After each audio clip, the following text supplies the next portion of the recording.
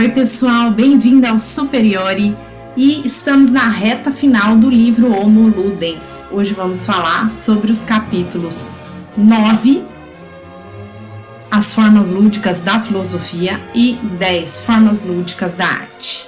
E por isso então você está ouvindo essa belíssima trilha sonora composta por Wagner e retrata também um episódio de uma disputa mitológica entre Márcias, que representava potências da Ásia, tocando flauta, e Apolo, tocando a lira. Não preciso falar para vocês quem foi o vencedor nessa disputa. No livro, o Huizinga ele retrata toda esse jogo musical, e tudo isso para contextualizar então o uso da arte no ensino, né, que é o propósito aqui da nossa discussão do canal, o ensino e relações internacionais, mas também apresentar então a dimensão lúdica da arte e da filosofia. São os dois objetivos do autor nesses capítulos. Bom, para falar então das formas lúdicas da filosofia, o autor ele vai fazer um recorte temporal de como o conhecimento ele foi evoluindo, né?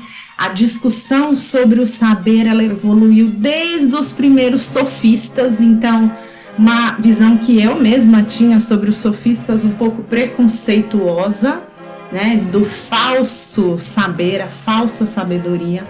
O autor ele coloca que os sofistas eles estavam numa posição em que eles sabiam que a disputa ali pelo saber, os jogos, né, eles tinham o papel de entreter as multidões, entreter quem estava assistindo, né, essas disputas. Então, não é que eles fingiam, não era exatamente um teatro, um falso saber, mas tudo aquilo era muito bem treinado, ensaiado, né, aquelas disputas e aqueles jogos, de modo que essas disputas nos sofistas, elas evoluíram então para a forma da filosofia mais clássica, como a gente conhece, né?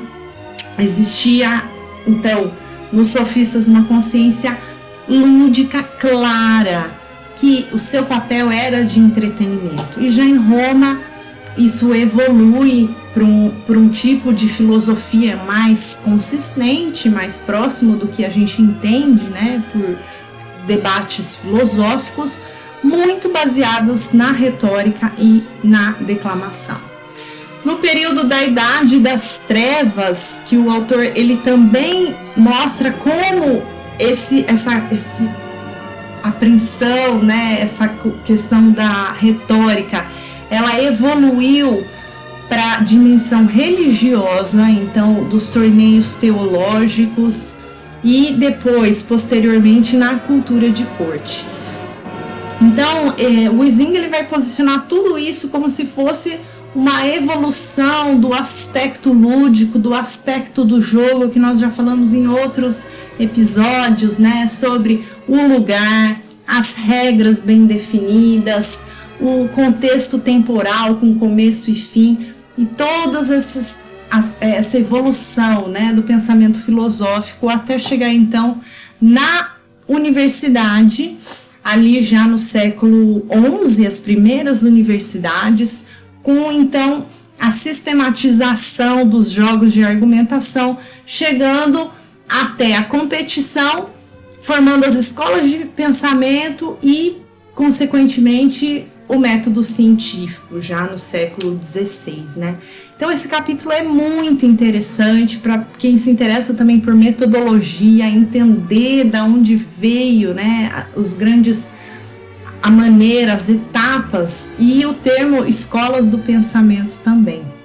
Esse capítulo, ele é bem instrutivo nesse aspecto. O último parágrafo eu acho especialmente instrutivo, né? Que ele coloca o seguinte: toda forma de conhecimento, e isso inclui a filosofia, é polêmica, e é impossível de compreender qualquer polêmica a não ser em termos agonísticos, ou seja, dialógico, né? As épocas em que a humanidade fez descobertas culturais mais importantes foram geralmente marcadas pelas mais violentas controvérsias. Então o autor ele quase que venera o século XVIII por disputas que você tinha em uma série de esferas culturais da humanidade, né? E vai falar também do século XVII, no momento em que as ciências da natureza passaram por uma fase de glorioso esplendor, ao mesmo tempo que se verificava um enfraquecimento da autoridade de antigos e da religiosidade. Cada um fazia parte ou de uma das facções em que se dividia o campo do saber. Era preciso ser cartesiano ou anticartesiano, contra Newton ou a favor dele. Tomar partido por les modernes ou por les anciens. Vamos gastar o francês aqui. Contra ou a favor. Ou seja, né, ele coloca que existia muito essa questão do partidarismo, e isso é um pensamento que também aparece no capítulo seguinte. Ele identifica a música como esse elemento da competição, de se posicionar contra ou a favor, né? Sempre dicotômico. Inclusive, essa já vem junto com algumas críticas que eu vou tecer em relação a essa obra, né? E no próximo capítulo, no próximo vídeo, eu vou fazer um pouco essa etapa. E no século XVIII, então, um intenso comércio intelectual de sábios entre diversos países, uma época que se prestava maravilhosamente às lutas intelectuais mais sérias ou mais superficiais. Juntamente com a música, a peruca, o racionalismo frívolo e a graça do estilo rococó e o encantamento dos salões, esses combates intelectuais constituem um aspecto essencial dessa ludicidade que todos reconhecem no período e que frequentemente nos sentimos tentados a invejar, né?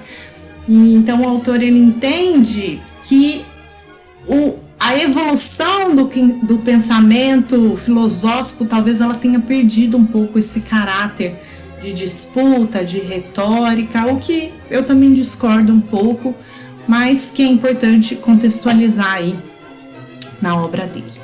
Bom, quando ele vai para o capítulo 10, vai falar de formas lúdicas de arte, foi muito legal porque eu contactei alguns colegas que eu sei que já trabalharam com dimensões da arte em seus programas de disciplina, em vários cursos que deram, e eu coloquei todas as referências que eu consegui juntar aqui em hiperlinks. Então aqui tem professores que utilizaram música nos seus cursos, que utilizaram cinema, que não é uma arte que o autor vai abordar, lógico, o cinema ainda não estava tão desenvolvido ali na época que ele está escrevendo. Alguns colegas que utilizaram várias outras expressões de arte ou de aspectos culturais. Então tá imperdível, consulte aí esses programas de disciplina, você pode utilizar nas suas disciplinas, mas lógico, dê o crédito a quem criou, a quem teve essa ideia, tá bom? Bom, ele vai falar então da arte, e a arte vai chamar música, e música vai chamar festa, e ritmo, harmonia, recuperando algumas coisas do capítulo que ele fala sobre poesia, mas ele apresenta a música muito através desse aspecto competitivo novamente, né? Falando que existia um partidarismo. Se você for pegar hoje também, né? Pessoas que gostam muito de um estilo musical não gostam de outro de maneira nenhuma, é quase uma religião, um estilo musical. Porém, talvez a gente possa falar que a gente vive num contexto muito mais eclético, em que as pessoas são mais flexíveis com estilos musicais e estilos de arte de uma maneira geral. Outro aspecto, outra dimensão que ele vai entender como uma dimensão da arte lúdica é a dança, e essa ele fala, não precisa nem explicar, né? E muito interessante também, porque ele vai contextualizar a dança dentro de um aspecto mais específico da própria música. Ele coloca que, inclusive, na civilização grega, a palavra música já subentendia a própria dança, algo que foi se perdendo ao longo do tempo. E falando das artes plásticas especificamente, ele também traz o elemento lúdico, tentando mostrar como várias obras de esculturas e coisas desse tipo, geralmente elas foram fruto de competição, de prêmio, isso já também no mundo clássico, né? E inclusive da arquitetura ele vai falar também de algumas obras arquitetônicas. A diferença que o autor ressalta para a sociedade mais contemporânea é que na época se julgavam os melhores trabalhos não necessariamente pelo aspecto utilitário, né? Mas muitas vezes outras questões estavam em jogo.